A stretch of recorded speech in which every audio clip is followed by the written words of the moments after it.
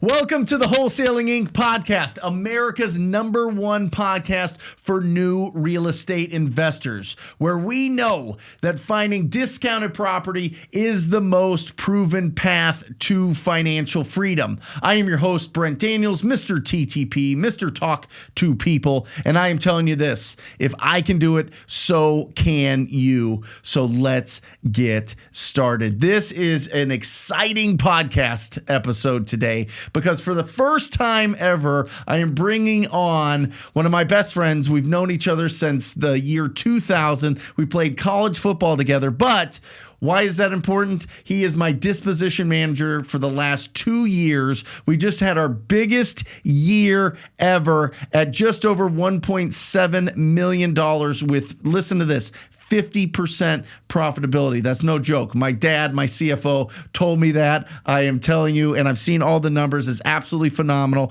So we are going to pick his brain, put him in the hot seat, and find out how to dispo and get bigger deals. Because the fact is this, the fact is that 1.7 million, that's 42 and a half deals. That's a $40,000 a deal average. It is my absolute pleasure to bring one of my favorite people in the world, Jeremy Thornburg, to the Wholesaling Inc. podcast. Thanks for having me. Yeah, this is exciting. So, best year ever. We just celebrated this last week. We had a great time. It was a huge group effort. But everything comes through you.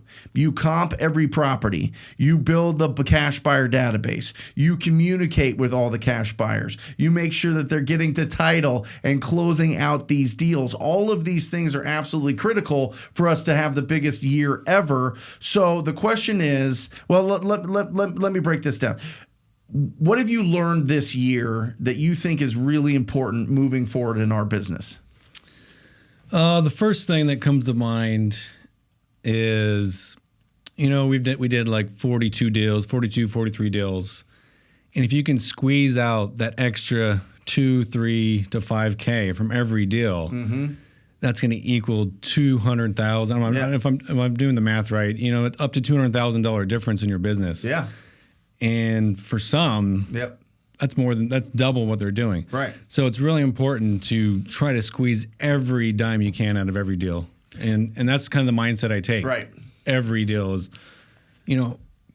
I want to squeeze everything out of it. Right. So how do you do that? How do you do that and still have good relationships with your cash buyers? How do you do that and still have that healthy tension with the people that you're negotiating with? Because there's a lot of disappointed people, because you get multiple offers on every single one of our properties and somebody gets disappointed. How do you deal with that?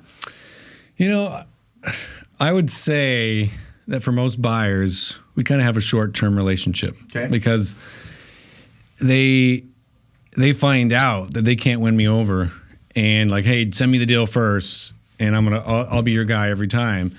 It's kind of like I want the highest offer every time, and so they realize that out in a short time, and so it's kind of like a wave. Like, I'll have 10 guys that are real hungry for my deals, and then a couple months later, they're like, hey, I keep having to pay a lot for your deals.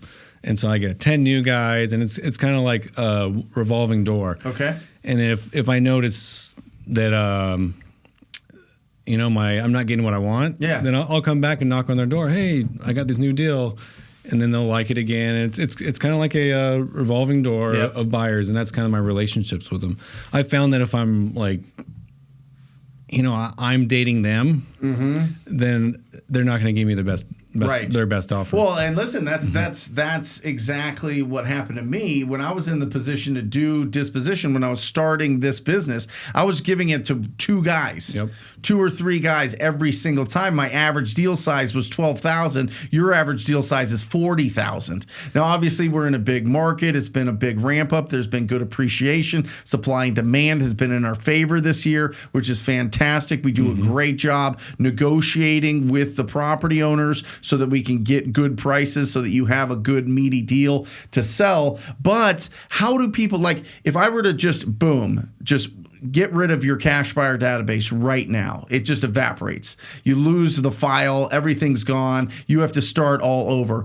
How would you build your cash buyer database so that you can get back up and running and be able to sell these deals not only quickly, but sell them to the right people that are going to close with the least amount of problems?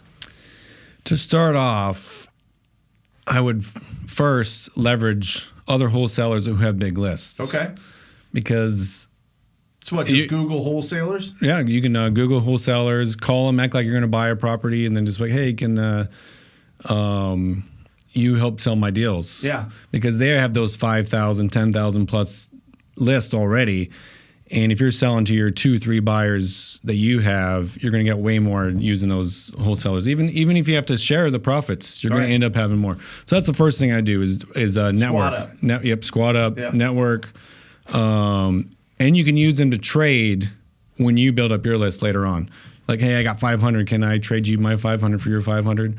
So now you're using them now to trade. You built that relationship with them. Mm-hmm. But at the same time, to build your own list, you got to hire a VA who's combing through those Facebook groups. Go to Facebook, Google, LinkedIn, Phoenix, and Fix and Flip group, Austin Fix and Flip group, wherever you're at, whatever market, and you're just messaging everybody in that group. Hey, you want to get on my list? I have a single family, multifamily. Off-market deals, you want to get on my list, and you get their email and their phone number.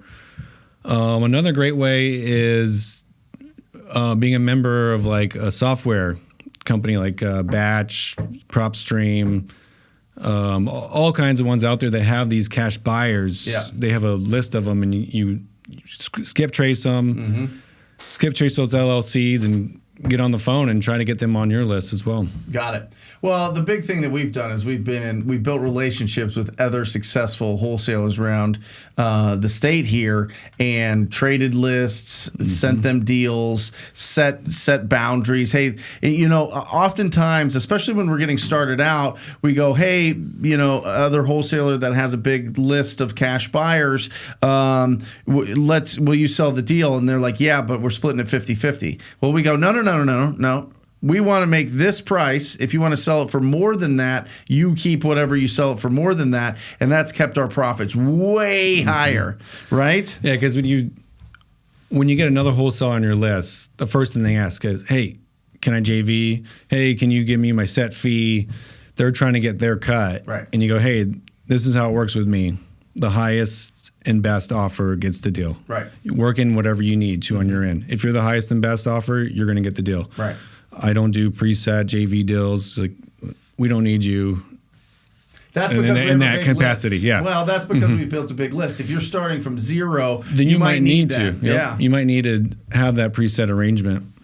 And that's what I did. Like early on, I was selling it to other wholesalers, big time wholesalers in town here. And then I saw that they were making double, triple, 4, 5, 10 times sometimes what I was making on these deals because they had the cash buyers. And that's when the light bulb went off. That's when I went, oh, this is a cash buyer game. Yep. This isn't, that's how you be real successful in this business. Because I was having this conversation with Philip, incredible. Out of Austin, Texas. It's almost like there's a race in business, right? Where you're racing income versus expenses, right? And as soon as you get that big deal, that $30,000, $40,000, $50,000, $60,000 deal, it's like you hit the boost.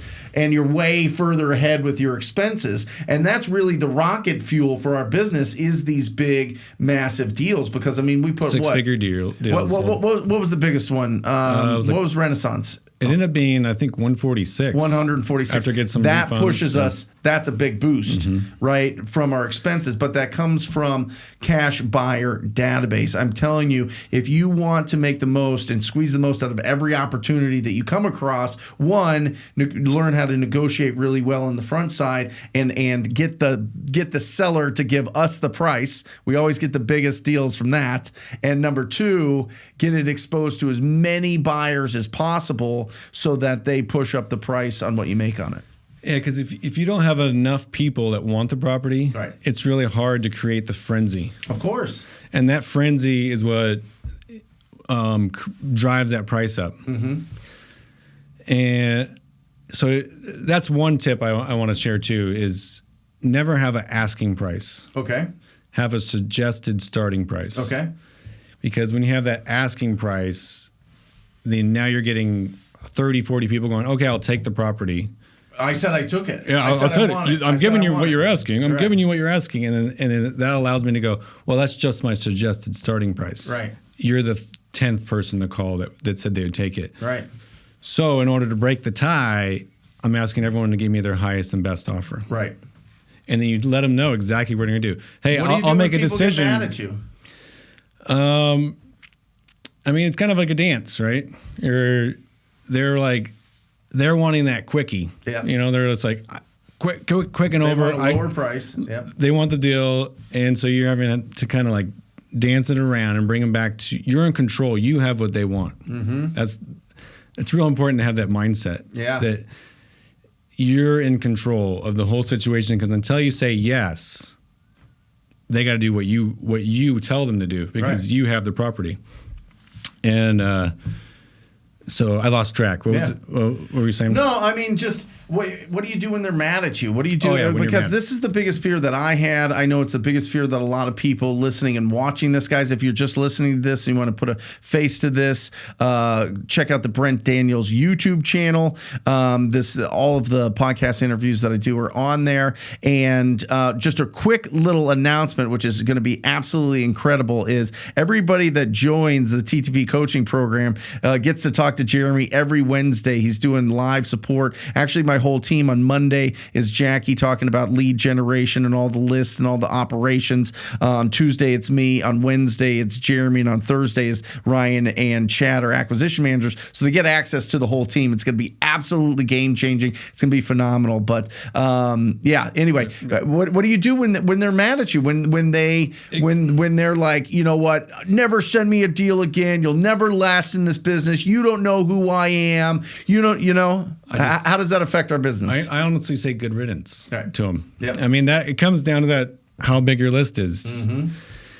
And that's one of the common responses. No, not that common. Like 10% of the time when I go, that's just my suggested starting price. They go, what is this, an auction? Yeah. I don't have time for this. I'll never buy one of your deals. And I go, okay. Hey, if you're not the highest and best offer, Yeah. then take care. Yeah. I got plenty of other guys that want it. Yeah. And that's the mindset you got to have. And I guess when you have that 10-person list, 50-person, 200, you got to have that more of a relationship, and you're going to have to treat it a little differently. Yeah. But when you have that big list, those people that get mad, it's because they're not going to be the highest and best offer. Right. They lose out on those situations. Right. Well, people are trying to negotiate by bullying. And when you're new, it's intimidating. When you're new, you don't know. Wait, I always thought that somebody was going to like ruin my career, my business if I didn't sell them a deal. Like I'd be blacklisted or something. That's all fantasy. That's all fake. There's so many buyers out there for these opportunities. It's our job to build up that database. And I think what you're talking about having a VA go in, scrape the list so that you can reach out to all these people, build the relationship, add them to the list is key. What do we pay for that VA? Hourly. $2 an hour. $2 an hour. Where'd you find? It was what's that? Upwork? Upwork, I think it Upwork was. or Fiverr or something? Fiverr, something like that. It was one of our cold callers found her, and then I just kind of stole her from him. Awesome. Yeah. Awesome. And to piggyback on them getting mad. Yeah. Like they always are bullying. They always try to bully you, right? Hey, I'll get 5K in right now. Yeah. I just put it in. What's it? Oh, Pioneer title. I have it in already. Yeah. Hey, that's great, but I haven't said yes to you. You're in control, so you can let them bully you as much as you want. You just have to sit back and say, okay, but this is what we're gonna do. Right. Like I gave you what you're asking. Well, you're the 10th one, so this is what we're gonna do. Right. Give me your highest and best by 6 p.m. Right. You always just have to bring it back, listen to their bullying, and say, great, but this is what we're going to do. Right. Now, are they bullying you by calling or texting or email? What is it? I like to be on the phone. I like to TTP it. Yeah, that's right, baby. In one conversation, yeah, you can get there. You can change them from a 320 offer to a 350 offer sometimes. Yep. But and how do you do that? How do you change it from a 320 to a 350? By being honest. Yeah. Keeping that healthy tension during the conversation. Hey, I'll do. Can you do 320? I would love to, man. I would love to, but I already have like 10 people that are asking or over. Yeah. I'm asking everybody to give me their highest and best offer. And he's like, well, how will 340 do it? I'm just, I'm asking. You're around that ballpark, but I'm asking everyone to get their highest and best offer by 6 p.m. Okay. He's like, all right, put me down for 350. Right. Just in one conversation, I got him up 30K. Yep. And another, and then the beautiful thing, Jeremy, is we see them buy it for 350, put 50 into it, and sell it for 500 or 525 or 550. You know what I mean? We sell really good deals and still make 40K a deal because one, we're really good at negotiating. Two, the market's really hot, and three, the amount we never put out a deal where we don't think somebody's going to win. Nope. You know what I mean? Like, I think that's really important, and I think you do a really good job of making sure that, hey, listen, it still has to have enough meat on the bones. We're going to see. Listen, maybe somebody wants to buy this as a rental, like our multifamily deals that we sell all the time. You sell these multifamily, you're selling it to a different buyer. They're going to pay more. Rental buyers are going to pay more for these deals than, say, a fix and flipper that needs to put significant repairs in. There's like a hierarchy. Like the bottom of the hierarchy is other wholesalers, right? They try to give you the lowest price, then flippers, then rental portfolio buyers, and then people that want to like live in the property, right? Yeah, and you never know which buyer is going to show up.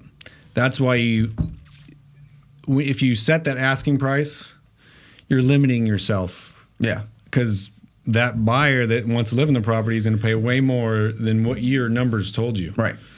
And that's kind of why you have to have that like safe, like that technique of, shoot, I sent this out way lower than I should have, but I'm going to get it back to where it should have been in the first place. You got to have that TTP to get them back up to where what. And it depends on what. You don't want to see that HUD settlement statement at the end and see that they assigned it for 20K plus. Like, I'm fine with 1,500 if I use a network of a really great buyer, or another wholesaler had a great buyer and he has 1,500 on there, 2,000. I'm fine with that. If they're the highest and best, I can live with that. But if I see 20K, it just breaks my heart. Right. So everything I do is to try to eliminate that from happening. Love it. Love it. Let's switch tracks a little bit to the hot button issue right now, which is hedge funds. Selling to hedge funds, finding hedge funds, being introduced to hedge funds. Hedge funds, what are they buying? And what percentage are they buying at? Because we've sold 2 recently to hedge funds at retail, maybe even above retail price, right? And I think that's the new frontier, because these hedge funds are just pouring into certain markets. I'd say first you have to know what they're buying. They're not buying anything with solar majority of the time. They're not buying condos majority of the time. Townhomes they're not buying. They're buying single family homes with 3 no bedrooms. pools. Yeah, 3 bedrooms plus. Yep. And some have certain buy amounts, like in your market, 350 or less. Just knowing what they're looking for. How do you find hedge funds? I found them through talking to realtors, just our network. Yep. Talking to other wholesalers. Oh, I'm wholesaling to this hedge fund. That's where we found a few of them. Yeah. And I think, again, just checking out these softwares, these cash buyers are buying the most properties. Yeah. Majority of the time, they're going to end up being a hedge fund. Because that hedge fund we recently sold to, they had 30 closings in one day. Oh, yeah. So they're going to pop up on these things as one of the top buyers in your market. Yep. And you can get that at PropStream, ttpdata.com. That gives you the list of the top cash buyers, and then you can sort them by how many linked properties and the volume of the properties that they're buying. It's phenomenal. So definitely check that out to start pulling. And then what you do is you have to pull on, you got to pull on the string a little bit and get it to the point where you find the real estate agent that's representing the hedge funds, and then build that relationship and then sell those deals. But I will tell you this, they're not for the big rehab projects. Nope. They want to keep it under 30 grand. They only buy in certain areas, and they're looking for very specific criteria. But the beautiful thing is, if you reverse engineer what they're looking for and you put your efforts towards these, you can offer people a lot more for their properties, knowing that you can sell it at retail or above retail prices to these hedge funds that are just looking to get as many properties as they can. Now, listen, hedge funds will stop on a dime. They will just stop funding. They'll send an email. They'll cut it off. They'll lose their earnest money. All of a sudden, they'll just be done. So you don't want to necessarily build a whole business around it, but I think it's a good strategy to get really big deals, right? Yeah, it's a great strategy when you find that property that just needs a lipstick, or it's already in rental condition, or fix or flip condition already. Right. But like a lot of people are asking me, well, what are they going to pay? Mm-hmm. You really don't know until they do their inspection and they go. So I want to stress that you evaluate every deal like it's going to be a wholesale deal. Yes. Because if you're, this is a tight deal, I'm going to close on it and hope that this hedge fund can buy it at the price. It's too much of a risk. Right. I think just evaluate every deal like you would normally. Yeah. And then go and check, okay, what's my buyer's list going to pay for it? What's this hedge fund guy going to pay? What's OfferPad if you're closing on it? You can check every route and then be like, this was the highest and best. All right, let's get tactical here. What do you use to blast out deals? I use MailChimp. MailChimp. Which some people have had problems. Okay. How do you not have problems with MailChimp? Well, when I did it back in 2019, when I started it back up, I sent out the first blast, instantly a red flag. Real estate, prove to me. They're like, prove to me where you got your list. Yeah. And I had to show them like a web form and the website, and wrote out this nice email, and then they're like, okay, you're good to go. Yeah. I've had some of our students do the same thing, and they still said you're not good to go. Right. So there's all these other different platforms that allow you to email blast. But I've only used MailChimp, so I can only tell you about MailChimp. Now, do you blast first? Walk me through your process of dispo. We've got the deal. We've got the pictures. We've got the access set up. Now, what do you fill out to send? Is it through a website? I mean, I know. I'm just... Yeah, so I go to MailChimp. Yep. And I have a preset template. Okay. How'd you build the template? I took it off the old dispo guy, Billy. Yep. And I just kind of tweaked it a little bit. You can like have different squares, like where you put the pictures. Yeah. I keep it real short. You can build a template in MailChimp? Yep. Fantastic. So I have like our brand logo at the top. Then I have the picture of the house. And then I have the box of like the details. I just keep it real simple. The top I do suggested starting price in red. And then I have the address and the bedrooms and the year it was built. Anything particular about if it has a pool or giant lot size. If somebody wanted to get an example of this, where would they go to join our email list? Or if they wanted to buy a property, how would people see what this looks like? They can email me. Okay. I can send them a sample. Yeah. Or just say, hey, I want to join your buyer's list at jeremy@offerarizona.com. Jeremy@offerarizona.com. Yep. And if you're watching this, we'll put it in, obviously it'll be in the show notes, but we'll put it across the screen. And it's real simple. And I don't put like comps unless I think it's like, I really need to sell this property. Yeah. I'm trying to push this past where it should be. Then I'll throw some comps. Interesting. Yeah. If not, I'm like, this is a great deal. I'm sending no comps. How do you title the subject of the email so that it's, catches the eye, hooks them? So I'll put off market /wholesale. Yeah. and then I'll put dash, whatever it is, like Phoenix, this zip code, if it's a hot zip code. Put whatever hot it is. Yeah, whatever's going to... If it's the neighborhood, if it's the zip code, if it's the city, if it's the area, if you know what I mean, whatever is the known popular thing among investors, you need to put that in your subject line. And I'll let them know what it is. Fix and flip, buy and hold, multifamily. I want my buyers to know what they're opening up. I want to catch their attention and be like, okay, that's exactly what I'm looking for. Because I have buyers from Tucson, Phoenix, Flagstaff on this list, and so I don't. If they're a Tucson buyer, I don't want to have to waste their time opening up a Phoenix property. Right. So that's why I let them know about all that. Right. And going back to the comps, I don't put the comps on there because every buyer evaluates the property differently. Right. He might think it's worth 400, and if I'm telling him ARV is 380, I just lost 20K right there. Right. Because he might be better at that area than I am. Love it. So then the blast goes out, and then are people responding to you by phone, or is it text? Is it email? So I'll put my phone number on there and my personal email. Okay. And I say call or text or email me. Love it. A lot of people don't put their personal information on there, but I love doing the TTP. And here's another tip. Is I don't answer the phone or text or emails right away. Right. Because if you do, now they're in control. They think, hey, I just saw this email. Yeah. I'm in the advantage. I have the advantage now because I'm the first one to call them.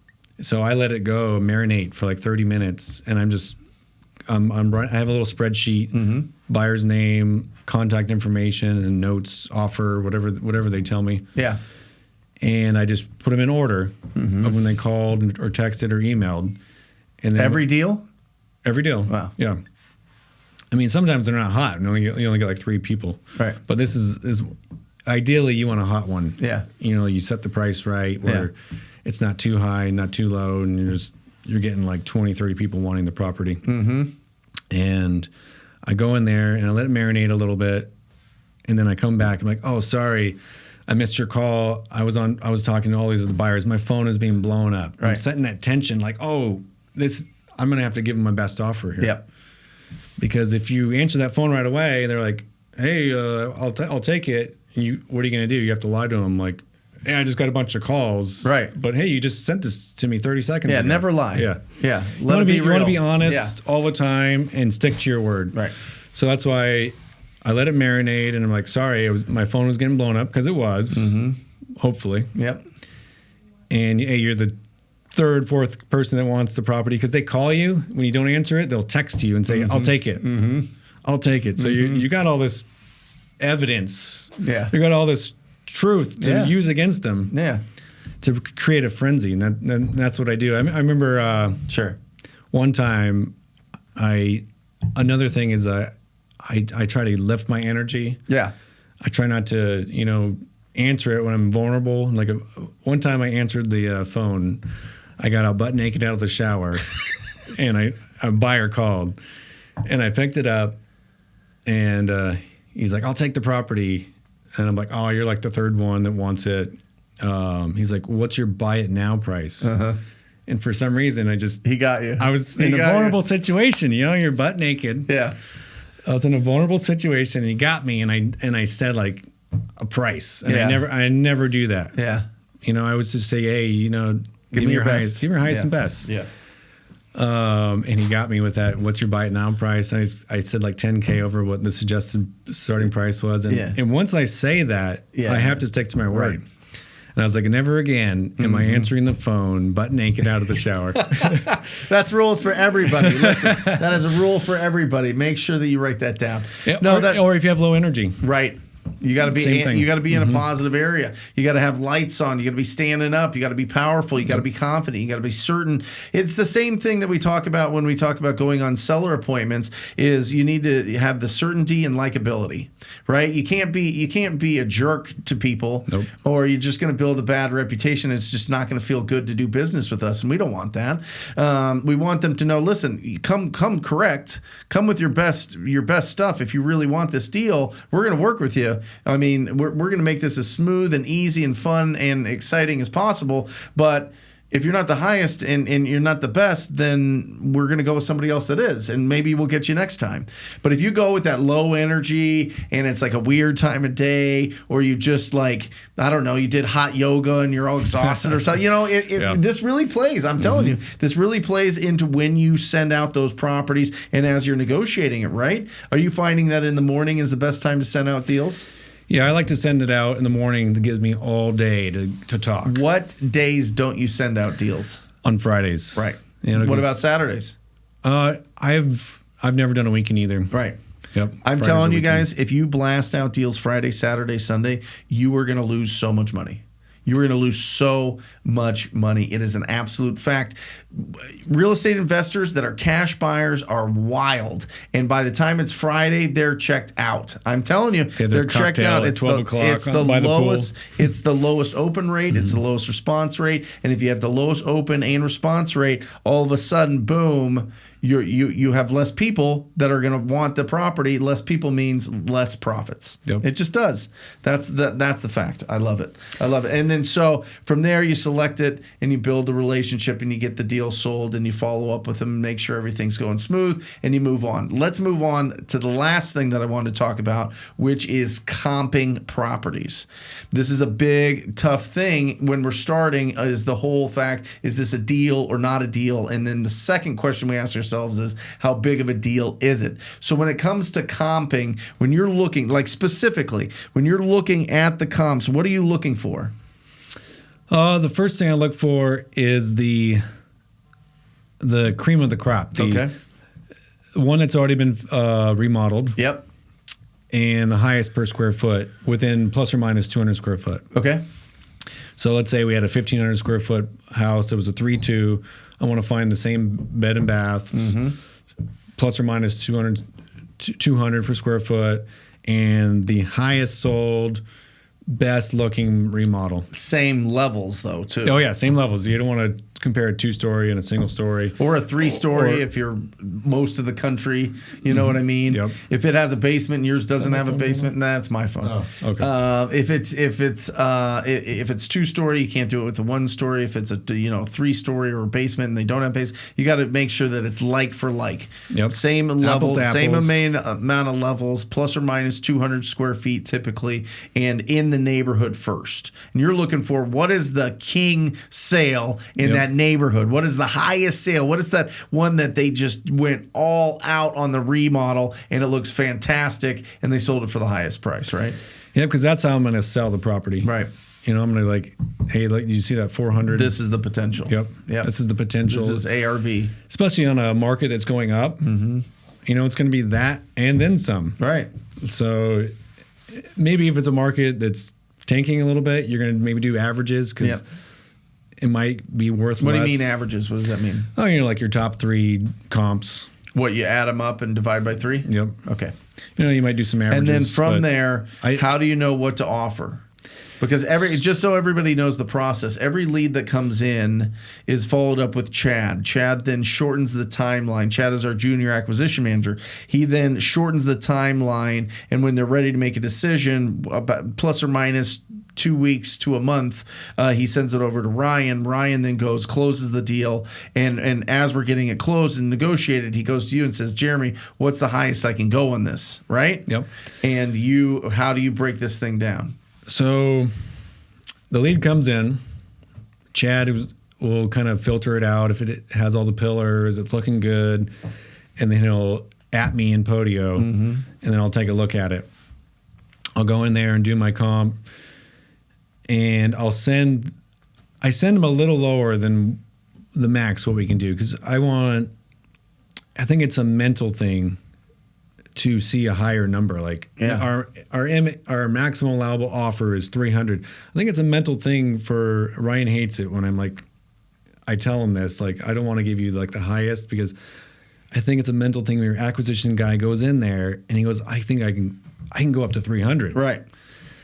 I want them to have the mental picture of like, I want this as low as possible, and maybe like 270 is the maximum allowable offer in their head. Right. Even though he knows that he could do a little more, I just want him to only see that number on Podio. Yeah. Because if he sees that 300, I think it just Podio is our contact management, our CRM, Yep. and so all of that is communicated through the system in our CRM. Ryan goes, okay, 270 is the number. Jeremy gave me 270, and he comes back and he goes, can we do 285? Their lowest price is 285. And we're like, yeah, that works. Yeah, he'll call me from the car sometimes. Right. You know, he's in an appointment. Go out there and be like, oh, I need to go talk to my finance manager. He likes to call me. Yeah. And he goes in there and he calls me and goes, hey, 285. I'm like, oh yeah, done deal. You know, that's a good deal. Awesome. And when you're looking at it, because there's a lot of different calculations on what is your max allowable offer, you've got ARV, right? So you figured out what's the after repaired value. And then what do you do to get down to the MAO, the max allowable offer? So we did our comp. Let's say it was 300. Yep. We got our biggest and baddest comp at 300. Then we'll minus or we'll times that by what our market percentage is, like, you know, what the investor's wanting, you know, 10% minus holding costs and closing costs and realtor commissions, whatever that. I like to do 0.84 for Phoenix. Yep. It doesn't leave them a lot of room for like the holding costs and all that, but our highest and best offer guy is going to be a guy that is a realtor. And saves on costs, has cash, either has cash, yeah. So we're kind of figuring out that range, the highest and best. Even though with this market we've kind of been being 0.89, 0.9. Right. Yeah, we've been pushing it. I just wanted the lowest number in Ryan's head. Yep. And so ARV times 0.84. Yep. Minus repairs. Yep. Minus our assignment fee, which I started out at $25K. Right. And in reality, this number that I'm giving them is more like 40, 50K deal when it's all said and done. Right. And that's what we've been getting. Yep. What you put down there is usually what you average out. Yeah, that's what our brains do, though. We find what we're looking for. So if that's what it is, that's what we find. I mean, it's just that is how it works, especially with what we do, because we're so proactive with our lead generation. Oftentimes, I'd say 70% of the time we're negotiating against another person, but the 30% that we're not, we get phenomenal deals. And Ryan does a great job of pulling the price out of the seller. So that's phenomenal. Well, I think makes dispo so easy when your acquisition guy just kills it. Yeah. You're like, oh, I got like 50K spread. Here's the thing, and I think that this is important, and you have done very well selling the deals and very well compensated for doing it. I mean, it's been a phenomenal year all the way around. And some people go, well, you know, dispo, I just pay $350 for somebody to dispo their deal. And I say to them, you are losing so much money. You are losing so much money because we have a sliding scale where if you make 0 to 15,000 on a deal, you get 5%. If you make 15 to 30, you get 7.5. If you make over 30, you get 10%. There is an incentive for you to get the most out of every deal. Not only that, there's an incentive for you to keep building the cash buyer database so that we can get bigger and more, robust and hungry cash buyer database, which then leads to bigger deals. So I think it's a huge mistake if anybody out there is just kind of like throwing, dispo under the bus, making it seem like, well, it's easy. It's not hard to sell these deals. You're right. It is easy to sell these deals and make 10,000 or 15,000 or 20,000. It is much harder averaging $40,000 a deal. Yeah, I could sell a property in 5 minutes most of the time. Right. It's like, oh yeah, sure, take 25K. Right. It's 8 hours of conversations on the phone that stretches that out to 40. Yep. Do you have, and we'll finish with this. And by the way, guys, I'm going to ask a question, then I'm going to give you some time to think about it. I want you to break down what you think is kind of a fun, unique, like whatever deal pops into your head. I want to ring this bell and just whatever deal dispo wise was kind of crazy or kind of wacky or kind of fun or whatever else, or is just popping out to you this year. Give me a second. Guys, Jeremy at offerarizona.com. And listen, if you live in Arizona, if you live specifically in Phoenix, but but anywhere in Arizona, and you want some help comping and you want some help getting your deals sold, Jeremy at OfferArizona.com. Jeremy at OfferArizona.com. Reach out to him. We could definitely help you out if you want to get bigger deals on the opportunity, or bigger profits on the deals that you have. All right. So let's break down a deal. All right. Let's break down an 80% completed new build in Lakeside, Arizona. Okay. It was one of my favorite dispos because I had no idea where to price it. Right. And I believe I sent it out at like $335. Okay. And so I started at $335. I was like, it was tough. I couldn't find like a lot of comps because it's a new build. It's 80% completed. You know, you don't really know what the repairs are going to be unless you send out a contractor. Didn't have a garage door. All this stuff. Yeah. So I was like, you know, I'm gonna have to do a lot of work if I have this price wrong. Mm-hmm. And sure enough, I did. It was like 30 calls right away. Oh, you were too low. Yeah, it was way too low. Yeah. You know, Lakeside, Arizona is kind of like a great place where everybody wants their second home. Their vacation home. And so you're getting all kinds of buyers that want it for themselves. Right. You got people who want to get it for an Airbnb. They're calling, asking questions, what it needs. Does it has HVAC, AC? I'm just on the phone all day long. Right. And so I told them, hey, I'm getting calls like crazy. Mm-hmm. Give me your highest and best, and I'll try to make a decision by like 8 p.m. tonight. And I'm just getting calls like crazy. So people were like, I'll take it, $335. Then it was $340. Then it was $350. And what I do is once everyone gets all their offers in, I don't do it every time because if you have the same buyers, they'll kind of catch wind of what you're doing. So that's why I'm saying it's kind of like a wave of what buyers I'm working with. And so this one particular had a lot of new buyers that I didn't work with a lot. So what I do is I get all their offers in and I start rejecting the bottom. Mm-hmm. Like, hey, you're 340. I think my highest was like 375 at this point. Hey, sorry, I appreciate you trying to get this deal, but there was a lot higher offers. Mm-hmm. And then what you do is you start rejecting these lower offers. Yep. They go, where do I need to be at? What do I need to be? I want this. Yeah. You know, they had so much more room on this property, right? Whatever their numbers were, like this is a $150K deal at this point, or they just love this spot and they wanted their vacation spot. So what do I need to be at? Like, well, to be honest, it was way higher. Like what is it, 380? Do I need to be at 380? You know, it's in the ballpark. What's your highest and best? Yeah. You know, I don't like to share other people's offers. What's your highest and best?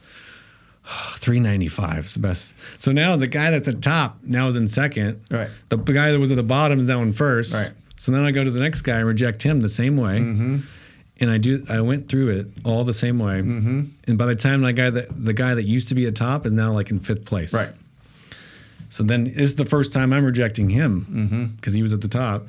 Then now he's back in the top, and it went back and forth this way. And I'm like, guys, I told you to give me your highest and best. Like, what's going on here? Like, I'm just teasing them because I'm not trying to break my word. Yeah, I'm bringing it back at them. Hey, you told me that was your highest and best. I'm like, hey, you're the one that's breaking your word because you don't want buyers to think that you're you know, like just lying to them to get the price, trying to get the price up. So I'm just sitting back, letting them do their own thing and letting them break their word, and I'm just like, hey. And so what did we get it at? So it ended up being, I think it was 410. Yeah. It was like 405 or 410. You started at 335? 335. And got it up to 410. Yep. What did we net on it? I think it was I think it was 100. It was like 100 something K deal, but it was a JV deal that someone brought me. Got it. So we had to share. I think our cut was 70K. I think it was. Got it. Or it might. I can't remember. Because you just bid them up. You just bid them up. Yeah. It was a big deal, even with being a JV 50-50. Right. Got it. So, hey, bring me your deals, and maybe I can get it up to... That's it. Jeremy and Arizona. Well, let's ring the bell for that. Yep. That's awesome. I love it. I love it. I love it, and I love you. Thank you for being on the podcast. Thank you for being part of the team. It is nothing is better than celebrating with the people that you love, and we certainly celebrated it last Friday at the company party, which was which was incredible. But thank you for being on. I was kissing grown men. Yeah, that's it. That's it. And thank you for joining us on this podcast. If you want to reach out to Jeremy, again, Jeremy at Offer Arizona, and if you're interested in joining the most proactive group in real estate investing, it is the TTP program, the TTP coaching. Go to wholesalinginc.com/TTP. That's wholesalinginc.com/TTP. Check it all out. Check out the testimonials. Check out all the people that have had success. If it feels good in your gut, sign up for a call. And I'm telling you, this next year coming up is going to be absolutely bananas, because every single day, Monday through Thursday, is going to be support calls. Not only that, you get access to my cell phone number. We work together privately and one-on-one. So it's absolutely incredible. If it feels good, sign up. I look forward to working with you. And that's it. That's it for this podcast. And as always, I sign off encouraging you to go out there and talk to people. See you. Love you.